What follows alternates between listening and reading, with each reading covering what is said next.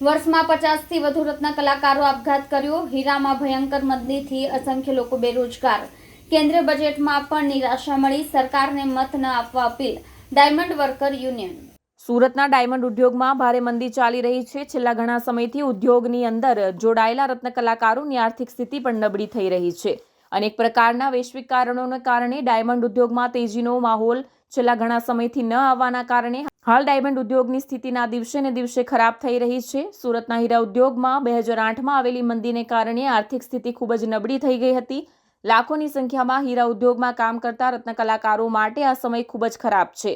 છેલ્લા 1.5 વર્ષથી ડાયમંડ ઉદ્યોગની અંદર મંદીનો માહોલ જોવા મળી રહ્યો છે। આજે મોટાભાગની ડાયમંડ કંપનીઓમાં રત્ન કલાકારોને ઓછું કામ આપવામાં આવી રહ્યું છે, જેથી કરીને રત્ન કલાકારોના માસિક વેતન ઉપર પણ તેની સીધી અસર થઈ છે। રત્ન કલાકારોની આવક ઓછી થતાં પરિવારનું ભરણ પોષણ કરવું પણ હવે મુશ્કેલ બની ગયું છે।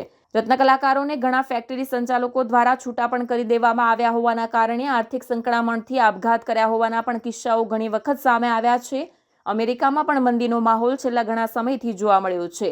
એટલું જ નહીં, પરંતુ રશિયા અને યુક્રેન વચ્ચે શરૂ થયેલા યુદ્ધની અસર પણ ડાયમંડ ઉદ્યોગ પર છેલ્લા ઘણા સમયથી દેખાઈ રહી છે।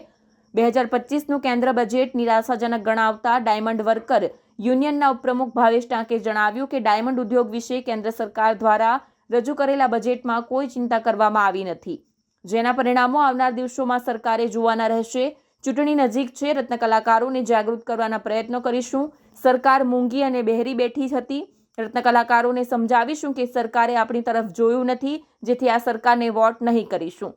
સરકારે બજેટની અંદર કોઈ પણ પ્રકારે આર્થિક પેકેજ રત્ન કલાકારો માટે જાહેર કર્યું નથી। રત્ન કલાકારોને જ્યારે નાણાકીય મદદની જરૂર છે, ત્યારે સરકાર તેમની તરફ જોઈ રહી નથી। છેલ્લા 2 વર્ષથી હીરા ઉદ્યોગની અંદર ભયંકર મંદી ચાલી રહી છે। મંદીના કારણે અસંખ્ય રત્ન કલાકારો બેરોજગાર બન્યા છે। આર્થિક તંગી અને બેરોજગારીના કારણે 1 વર્ષમાં 50 કરતાં વધારે રત્ન કલાકારોએ સુસાઇડ કર્યા છે।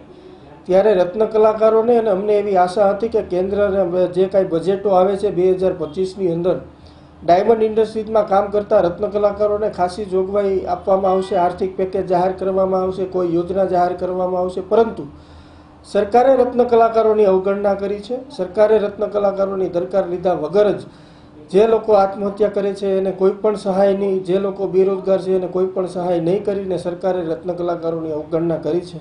આ બાબતે આવનારા સમયના ઇલેક્શનોની અંદર અમે રત્ન કલાકારોને જાગૃત કરશું અને રત્ન કલાકારોને સમજાવીશું કે એ સરકાર છે, જ્યારે તમે મુસીબતમાં હતા ત્યારે આ બજેટની અંદર જોગવાઈઓ કરવામાં નથી આવી। આ એ જ સરકાર છે જ્યારે આપણા ભાઈઓ આત્મહત્યા કરતા હતા અને સરકાર મૂંગી બેહરી રહી અને જોતી હતી। તો આ માટે અમે રત્ન કલાકારો સુધી જશું અને એને જાગૃત કરવાના પૂરા પ્રયત્નો કરશું। આખરી નિર્ણય અમે રત્ન કલાકારો પર છોડીએ છીએ કે વોટ કેને આપવો ન આપવો।